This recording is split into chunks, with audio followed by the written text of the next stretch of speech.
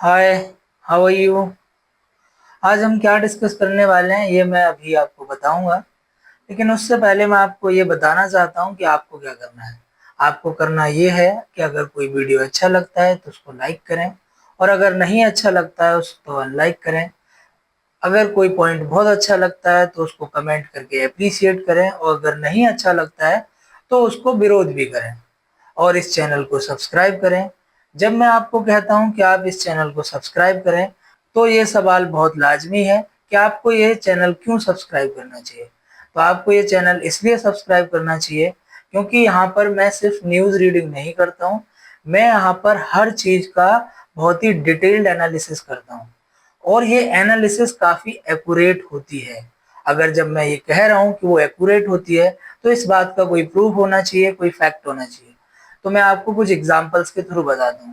मैंने 2 ढाई महीने पहले वीडियो रिकॉर्ड करना स्टार्ट किया है, और मैंने एक वीडियो रिकॉर्ड किया था ट्रम्प की जो पहली स्पीच थी उसको। मैंने उसमें कहा था कि इंडिया को अब यूएस फोर्स करेगा ज़्यादा ऑयल खरीदने के लिए, और इंडिया को ऑयल खरीदना पड़ेगा। ये होना शुरू हो चुका है। इंडिया ने अपनी बहुत सारी सप्लाई यूएसए से बढ़ा दी है और रसिया से कट कर दी है। दूसरा एक वीडियो मैंने एक हेल्थ इशू को लेके किया था, मैंने जिसमें मोटापे के बारे में बताया था। रिसेंटली ये इशू दोबारा से न्यूज में है। हमारे जो प्राइम मिनिस्टर मोदी हैं, उन्होंने अपने मन की बात सेशन में भी इसका जिक्र किया, और उन्होंने एक एंटी ओबिसिटी चैलेंज को भी लॉन्च किया है। तीसरा, मैंने बजट के टाइम पर इकोनॉमिक स्लो डाउन इशू को चूज किया, जबकि उस टाइम पर सब लोग जो इनकम टैक्स स्लैब्स हैं उसके बारे में बात कर रहे थे। उस टाइम मैंने कहा था कि India is going through economic slow down, और रिसेंटली हमने देखा किस तरह से शेयर मार्केट क्रैश हुई। तो ये 3 एग्जाम्पल काफी हैं बताने के लिए कि एनालिसिस में काफी एक्यूरेसी है। तीसरा, मैं आपको ये चैनल इसलिए भी देखना चाहिए और इसको सब्सक्राइब करना चाहिए क्योंकि यहाँ पर जो भी खबर होगी या जो भी इंफॉर्मेशन होगी वो ऑथेंटिक होगी, फेक न्यूज होने की कोई चांस नहीं है। तो आज हम क्या डिस्कस करने वाले हैं उस पर आते हैं। Is USA erasing its own identity? Is USA killing itself? क्या यूएस ने ट्रंप को चुनकर बहुत बड़ी गलती कर दी है? इस तरह के क्वेश्चन बहुत फ्रीक्वेंटली राइज हो रहे हैं। इनके पीछे की वजह है प्रेसिडेंट ट्रंप के डिसीजंस और उनकी पॉलिसी जो उन्होंने रिसेंट टाइम में अडॉप्ट किए हैं। वो पॉलिसीज क्या है और उनकी वजह से इस तरह से लोग क्यों कह रहे हैं, उनको हम एक एक करके समझते हैं। तो उसमें पहला रीजन है USA is isolating itself from global leadership. US अपने आप को ग्लोबल लीडरशिप से पीछे खींच रही है। ये बात मैं कह रहा हूं तो इसके कुछ प्रूफ होने चाहिए, कुछ एग्जांपल्स होने चाहिए। Let me give some example. Second world war के बाद यूएस दुनिया में सुपर पावर की तरह इमर्ज हुई, और उसके इस इमरजेंस में सबसे ज्यादा हेल्प किया, तो वो हेल्प किया multilateral institution. Multilateral institution like United Nation, world bank, IMF, WTO, WHO and so many more. इन सारे इंस्टीट्यूशन ने यूएस को बहुत हेल्प की उसको राइज होने में। Late me give an example. 1991 में India was going through BOP crisis. India के पास इतना फॉरेक्स नहीं बचा था कि वो कुछ भी सामान खरीद पाए। इस समस्या से डील करने के लिए इंडिया पहुंची IMF के पास। IMF ने लोन तो दिया इंडिया को, बट एक शर्त के साथ दिया। उन्होंने कहा इंडिया को अपनी इकोनॉमी ओपन करनी पड़ेगी। ओपन करने से मतलब है कि इंडिया को जो विदेशी कंपनियां हैं उनको अपनी मार्केट में जगह देनी होगी, और इंडिया ने ये किया। 1991 के बाद इंडिया ओपन हो गई, और इससे यूएस की कंपनियों को फायदा हुआ, और यूएस चाहता भी था कि इंडिया की मार्केट को उसको एक्सेस मिले। कोको कोला, मैकडी जैसी कंपनियों ने अपना साम्राज्य बनाया। आज तो हजारों कंपनियां यूएस की यहाँ पे काम कर रही हैं, वेस्टर्न नेशंस की यहाँ पे काम कर रही हैं। तो देखा आपने किस तरह से IMF ने यूएसओ को हेल्प किया। दूसरा एग्जाम्पल मैं देता हूँ, Brayton would agreements. Brayton would agreement वो एग्रीमेंट है जिसकी वजह से वर्ल्ड बैंक और IMF एस्टेब्लिश हुए। ब्रेटन वुड एग्रीमेंट में एक पॉइंट और भी है, वो ये है कि यूएस डॉलर उसी एग्रीमेंट की वजह से इतना पावरफुल हुआ। उस एग्रीमेंट में यूएस डॉलर को दुनिया की बाकी सारी करेंसियों के साथ लिंक किया गया, और यूएस धीरे देखते देखते बेताज बादशाह बन गया सारी करेंसियों का। तो फिर से किस तरह से मल्टीलेटरल इंस्टीट्यूशन यूएस को हेल्प कर रहे हैं। तीसरा एग्जाम्पल मैं देता हूं अटलांटिक चार्टर का। अटलांटिक चार्टर यूनाइटेड नेशन का सबसे फाउंडेशन एग्रीमेंट है। ये एग्रीमेंट साइन हुआ था यूके और यूएस के बीच में। हमने देखा कि यूनाइटेड नेशन ने यूएस को कैसे हेल्प किया। यूएस ने अफगानिस्तान में वॉर लड़ा, यूएस ने लीबिया में वॉर लड़ा, यूएस ने इराक में वॉर लड़ा, यूएस ने कोरिया में वॉर लड़ा। इन सारे वॉर में यूएनएससी मतलब यूनाइटेड नेशन सिक्योरिटी काउंसिल ने यूएस को अपने रेजोल्यूशन पास करके हेल्प किया, उसके एक्शंस को जस्टिफाई किया।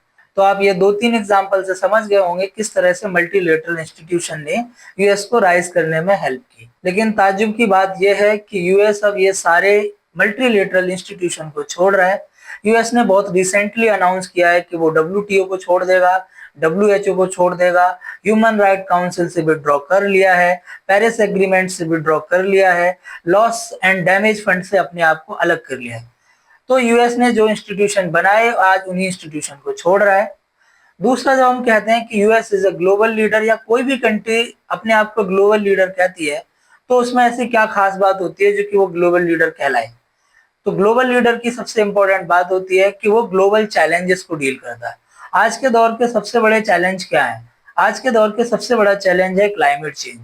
क्लाइमेट चेंज से डील करने के लिए 2015 में दुनिया भर के देशों ने पेरिस एग्रीमेंट साइन किया। ये एग्रीमेंट कहता है कि इंडस्ट्रियल रिवॉल्यूशन से पहले जो ग्लोबल एवरेज टेम्परेचर था और जो इस सदी के अंत में जो ग्लोबल एवरेज टेम्परेचर होगा उसमें 2 डिग्री से ज्यादा का अंतर नहीं होना चाहिए। अगर 2 डिग्री से ज्यादा का अंतर होता है तो दुनिया में बहुत तबाही होगी, कई सारे देश डूब जाएंगे, कई सारे शहर डूब जाएंगे। इसका सबसे ज्यादा खामियाजा भुगतेंगे गरीब देश और देश के गरीब लोग। इंडिया को भी इसका बहुत बड़ा खामियाजा भुगतना पड़ेगा। इसके 2 कारण है। एक तो इंडिया की बहुत बड़ी कोस्ट लाइन है, तो जितने भी सी लेवल राइज, साइक्लोन जैसी समस्याएं होंगी उससे इंडिया को डील करने में बड़ी मुश्किल होगी। मुंबई जैसा शहर डूब सकता है अगर कुछ मीटर सी लेवल राइज हुआ तो। दूसरा रीजन है, इंडिया में आज भी 50% से ज्यादा पॉपुलेशन एग्रीकल्चर पर डायरेक्टली और इनडायरेक्टली डिपेंडेंट है, और जो किसान हैं वो मॉनसून पे डिपेंडेंट है और मॉनसून क्लाइमेट पे डिपेंडेंट है जो बदल रहा है। मॉनसून एरेटिक हो जाएंगे, किसानों की फसलें बर्बाद होंगी, साल दर साल बर्बाद होंगी, किसानों का बहुत नुकसान होगा। तो हर कंट्री चाहती है कि क्लाइमेट चेंज जैसी समस्या को डील किया जाए। खासकर वो कंट्रियां चाहती हैं जो गरीब हैं, जो डेवलपिंग हैं, जैसे कि इंडिया है और भी कई सारी कंट्रियां।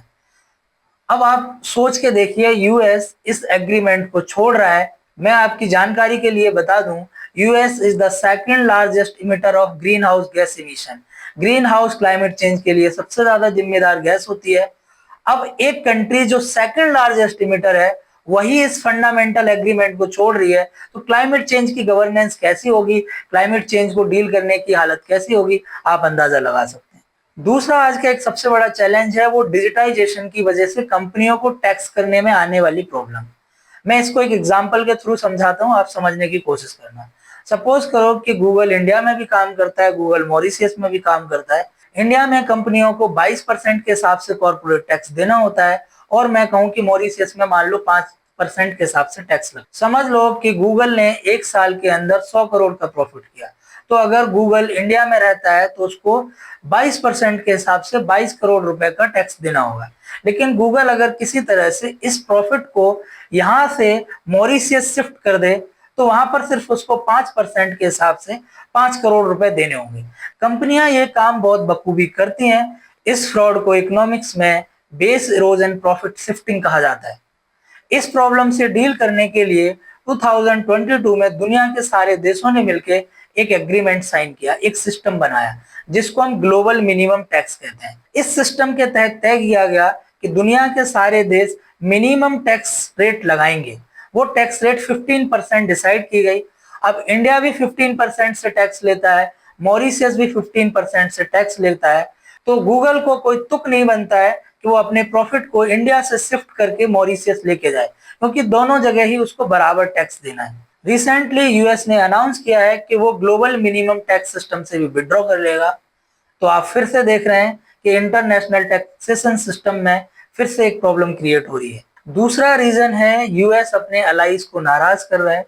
यूएस अपने अलाइज को कैसे नाराज कर रहा है ये मैं अभी बताऊंगा, लेकिन मैं उससे पहले ये बताना चाहता हूं कि किसी भी कंट्री को अगर सुपर पावर के रूप में राइज होना है, पावरफुल बन के राइज होना है, तो उसके लिए अलायंस बहुत जरूरी है, उसके पास अलायंस पार्टनर होने बहुत जरूरी है। इसको मैं 2-3 एग्जांपल से समझाता हूँ। हमारे फॉरेन मिनिस्टर एस जयशंकर ने एक किताब लिखी वाई भारत मैटर। उसमें उन्होंने कहा कि चाइना यूएस को ऑलमोस्ट हर फील्ड में रिप्लेस कर सकती है, लेकिन चाइना यूएस के जो अलायंस सिस्टम है, जो उसका नेटवर्क ऑफ अलाइंस है, उसको रिप्लेस नहीं कर पाएगी, उसको रेप्लिकेट नहीं कर पाएगी। इस वजह से यूएस को इरेलेवेंट करना बहुत मुश्किल होगा, यूएस की जगह को भरना बहुत मुश्किल होगा। तो मिस्टर एस जयशंकर ने अलायंस पर बहुत जोर दिया है।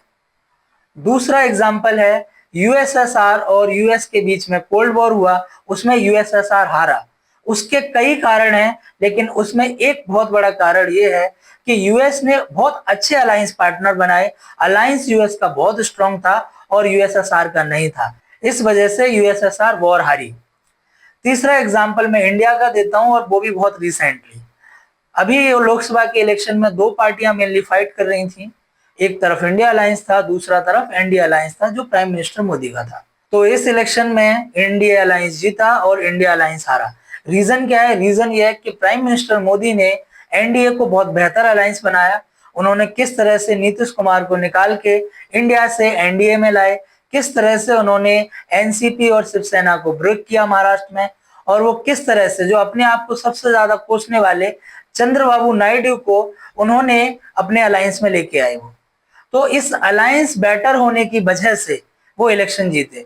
मैं आज आपसे कह रहा हूं 2029 में इलेक्शन होगा। मैं आज से कह रहा हूं जो इलेक्शन 2029 में होगा उसमें भी वही विनर होगा जिसका अलायंस बेहतर होगा। तो आप समझ चुके होंगे अलायंस कितने जरूरी होते हैं। यूएसए अपने अलायंस पार्टनर को कैसे नाराज कर रहा है? उसके अलायंस पार्टनर कौन है? Canada, Mexico, France, Germany, UK, इस तरह की कंट्रियां। रिसेंटली यूएस ने क्या कहा कि कनाडा को वो अपनी स्टेट का पार्ट बना लेगा। मैक्सिको की जो गल्फ ऑफ मैक्सिको थी उसको बदल के गल्फ ऑफ अमेरिका कर दिया है। कनाडा पर और मैक्सिको पर बहुत हाई टैरिफ लगा दिए हैं, और ये टैरिफ लगाने की धमकी यूरोपियन यूनियन को भी दी है। यूएस बार बार नेटो छोड़ने की धमकी देता रहता है। तो यूएस द्वारा जो सेकेंड वर्ल्ड वॉर के बाद जो ग्लोबल सिक्योरिटी आर्किटेक्चर बनाया गया था वो पूरी तरह से कोलैप्स कर गया है। और जो वेस्टर्न पार्टनर हैं यूएस के, उनको अब लगता है कि यूएस एक रिलायबल पार्टनर नहीं है, और वो लोग अब अपना अलग रास्ता देख रहे हैं। पोलैंड ने न्यूक्लियर प्रोग्राम पे काम करना शुरू कर दिया है। जापान भी इसी रास्ते पे सोच रहा है। फ्रांस ने रिसेंटली 34 देशों के सिक्योरिटी चीफ्स को इनवाइट किया फ्रांस में, जिसमें यूएसए नहीं था। ये नोट करने वाली बात है। तो ये सारी कंट्रियां अब यूएस को रिलायबल पार्टनर के तौर पे नहीं देख रही हैं, और यूएस ने जिस तरह से यूक्रेन का पक्ष कमजोर किया है उस वजह से लगता है बिल्कुल कि यूएस अब भरोसे लायक नहीं बचा है और वेस्टर्न पावर्स को ट्रस्ट नहीं है। तीसरा रीजन है कि यूएस से एक्चुअली में अब उनको गालियां दे रहा है जिन्होंने यूएस को यूएस बनाया। वो कौन है? वो है माइग्रेंट्स लोग। यूएस की पूरी हिस्ट्री में क्रिस्टोफर कोलंबस ने जब से यूएस को डिस्कवर किया और आज तक यूएस को यूएस बनाने वाले माइग्रेंट्स हैं। यूएस की जो ओरिजिनल इनहेबिटेंट पॉपुलेशन है वो वहां की ओरिजिनल पॉपुलेशन नहीं है। ये सारी की सारी पॉपुलेशन यूरोप से गई थी। मैं कई एग्जांपल दे सकता हूं। सुंदर पिचाई जो इंडिया से हैं, गूगल के सीईओ हैं। सत्य नडेला जो इंडिया से हैं, माइक्रोसॉफ्ट के सीईओ हैं। जो इलन मस्क वहां के सबसे पावरफुल एंड दुनिया के पैसे वाले इंसान हैं, वो भी साउथ अफ्रीका से हैं।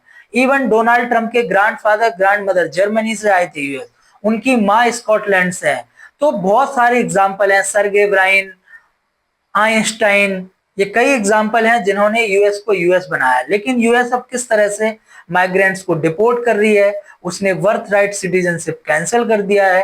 अब कुछ लोग ये कहेंगे कि यूएस तो सिर्फ इलीगल माइग्रेंट्स के अगेंस्ट एक्शन ले रही है। ऐसा नहीं है, ये बात लीगल माइग्रेंट्स तक भी आएगी। आप रुको, वक्त आने दो। रिसेंटली अभी एक हफ्ता नहीं हुआ है, उससे पहले जेडी वेंस ने कहा था कि जिनके पास ग्रीन कार्ड है वो भी अपने आप को परमानेंट रेजिडेंट ना समझें। ग्रीन कार्ड होना परमानेंट रेजिडेंसी का प्रूफ नहीं है। तो जिनके पास ग्रीन कार्ड है उनका फ्यूचर सिक्योर नहीं है। तो लीगल माइग्रेंट्स जो 2-4 साल के वीजा पे गए हैं उनकी क्या सिक्योरिटी है? कोई गारंटी नहीं है। मैं कुछ एक्सपर्ट्स के ओपिनियन बताता हूं। जैसे अभिजीत बैनर्जी जिनको 2019 में नोबेल प्राइज मिला था इकोनॉमिक्स में, पॉल क्रुगमैन जिनको भी नोबेल प्राइज मिला इकोनॉमिक्स में, इन दोनों ही इकोनॉमिस्ट ने बहुत ब्यूटीफुली आर्ग्यू किया है कि यूएस को इससे नुकसान होगा, एंटी माइग्रेंट पॉलिसी से नुकसान होगा। चौथा रीजन है यूएस जिन सिद्धांतों के साथ खड़ा होता था, जिन सिद्धांतों के लिए पूरी दुनिया से लड़ता था, यूएस अब वो सारे सिद्धांतों को छोड़ चुका है या वो छोड़ रहा है। तो वो सिद्धांत क्या क्या है?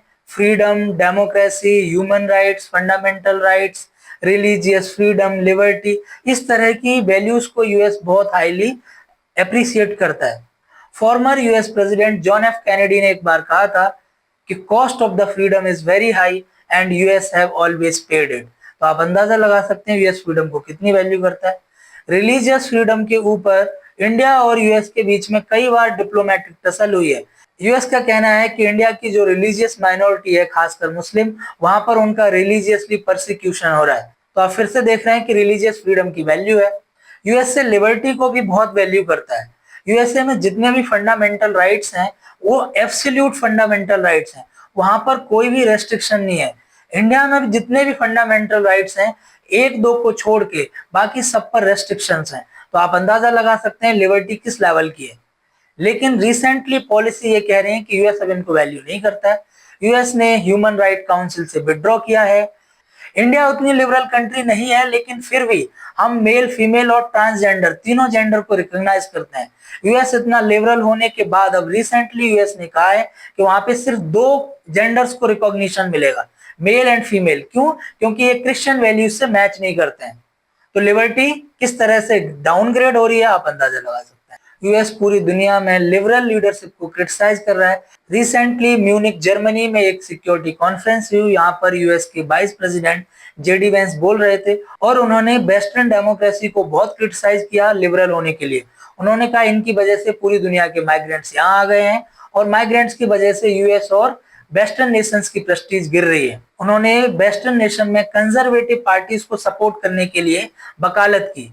यहाँ तक एलन मस्क ने रिसेंट जर्मन इलेक्शन में लोगों को अपील किया कि वो राइट विंग पार्टीज को वोट करें, लिबरल पार्टीज को वोट ना करें। तो आप देख रहे हैं इस तरह से जो यूएस प्रिंसिपल्स को वैल्यू करता था उनको अब डिक्लाइन होते हुए देख रहा है। पांचवा और लास्ट रीजन है कि यूएस अभी तक रियलाइज नहीं कर रहा है कि वो अब उतना पावरफुल नहीं है जितना पावरफुल वो पहले कभी हुआ करता।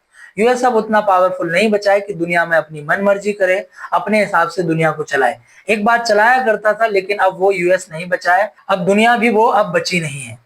ये बात मैं क्यों कह रहा हूँ, फिर मैं इसके कुछ एग्जांपल देता हूँ। रिसेंटली 4 से 5 साल में यूएस ने जितने भी स्टैंड लिए हैं उनको अपने फेवर में नहीं कर पाया है। चाहे फिर वो अफगानिस्तान का वॉर हो जहां से यूएस लिटरली हार के गया है, यूक्रेन और रशिया वॉर में भी ये क्लियर हो चुका है कि रशिया विनर है और यूक्रेन लूजर है। इजराइल और हमास के वॉर में यूएस के इतने सपोर्ट के बाद भी इजराइल ने हमास को नहीं झुका पाया, हमास वहीं की वहीं पर है। 2018 में डोनाल्ड ट्रंप ने चाइना के साथ ट्रेड वॉर स्टार्ट किया। कारण ये दिया गया कि चाइना से यूएस में एक्सपोर्ट बहुत होता है और बदले में यूएस उतना एक्सपोर्ट नहीं कर पाती है और इस वजह से यूएस का नुकसान होता है। लेकिन आज हुआ क्या है परिणाम? ये 5-6 साल के ट्रेड वॉर से क्या परिणाम निकला? परिणाम ये निकला कि चाइना अब ज्यादा एक्सपोर्ट करती है यूएस में, जितना पहले करती थी उससे 10 बिलियन ज्यादा करती है अब। यूएस दुनिया में सबसे ज्यादा पावरफुल अपनी 2 चीजों के लिए जाना जाता था, वो थी मिलिट्री पावर और एक थी टेक्नोलॉजिकल पावर। धीरे धीरे चाइना इन दोनों में ही यूएस को पीछे छोड़ रहा है। चाइना ने recently 6th generation fighter jet launch किया। ये पहली कंट्री है जिसके पास 6th जनरेशन फाइटर जेट है। आप अंदाजा लगा सकते हैं कि कितना एडवांस है। इंडिया में 5th जनरेशन फाइटर जेट आने में अभी 10 साल लगेंगे। चाइना पहली वो कंट्री होने वाली है 2028 में जिसका अपना स्पेस स्टेशन होगा। ये पहली कंट्री है जिसका प्राइवेट स्पेस स्टेशन है। और हमने रिसेंटली देखा किस तरह से डीप सीक, जो चाइना का चैट जीपीटी इंजन है, उसने किस तरह से यूएस के चैट जीपीटी मेटा को हरा दिया। तो चाइना अब धीरे धीरे टेक्नोलॉजी में टेक ओवर कर रही है और इंडिया भी कहीं टेक्नोलॉजी में उतना पीछे नहीं है। खासकर स्पेस टेक्नोलॉजी में इंडिया बेटर कर रही है, दुनिया के और भी देश बेटर कर रहे हैं। तो टेक्नोलॉजी अब सिर्फ यूएस का अकेला फील्ड नहीं है। तो यूएस को रियलाइज करना चाहिए कि यूएस अब उतना पावरफुल नहीं बचा है। यूएस जितनी ज्यादा हार्ड अपनी पॉलिसीज को पुश करेगा, दुनिया के बाकी के देश उतने इकट्ठे होते चले जाएंगे। ये हमने देखा रिसेंटली ब्रिक्स में हुआ। यूएस ने सैंक्शंस और डॉलर का जोर दिखाया, ब्रिक्स के सारे नेशंस ने मिलकर कह दिया कि वो ब्रिक्स की एक करेंसी लेके आने वाले हैं जो यूएस के डॉलर को रिप्लेस करेगी। तो जितना यूएस हार्डली पुश करेगा, कंट्री उतनी यूनाइट होंगी और यूएस का इसमें नुकसान होगा। यूएस जितनी भी पॉलिसीज अडॉप्ट कर रहा है, इसका खामियाजा पूरी दुनिया को भुगतना पड़ेगा और आप इसको अपनी आंख से होते देखेंगे। अब आप लोग सोच रहे होंगे कि एक छोटे से कमरे में बैठ के एक कैमरा लगा के, एक माइक लगा के इतना सारा ज्ञान दे रहे हैं, क्या यूएस के प्रेसिडेंट को नहीं पता होगा कि ये हो रहा है? पता है, बिल्कुल पता होगा। क्या हमें नहीं पता है कि रिलीजियस पॉलिटिक्स से इंडिया का नुकसान हो रहा है? लेकिन फिर भी हो रही है ना। ऐसे ही यूएस को पता है लेकिन फिर भी हो रहा है। रीजन क्या है? यूएस प्रेसिडेंट ने इलेक्शन जीतने के लिए इस तरह की बातें की, लोगों से इस तरह के वादे किए, इस तरह के रेडिकल भाषण दिए। इसकी वजह से उनका एक सपोर्ट बेस जनरेट हुआ है। अगर वो ऐसा नहीं करते हैं, इन पॉलिसीज को फॉलो नहीं करते हैं, तो वो सारा सपोर्ट बेस खिसक जाएगा और उनकी पॉलिटिक्स दिक्कत में आ जाएगी। ऐसे ही इंडिया में एक ग्रुप तैयार हुआ है, एक वोटर्स का ग्रुप तैयार हुआ है जिसको रिलीजियस डोज चाहिए ही चाहिए। अगर वो डोज नहीं मिले तो रूलिंग पार्टी इलेक्शन हार जाएगी। इस वजह से ऐसा करना पड़ता है। आई होप ये वीडियो सबको अच्छा लगा होगा। अगर अच्छा लगा है तो कमेंट, शेयर, लाइक जरूर करें। Bye bye, take care. फिर मिलते हैं नए वीडियो के साथ।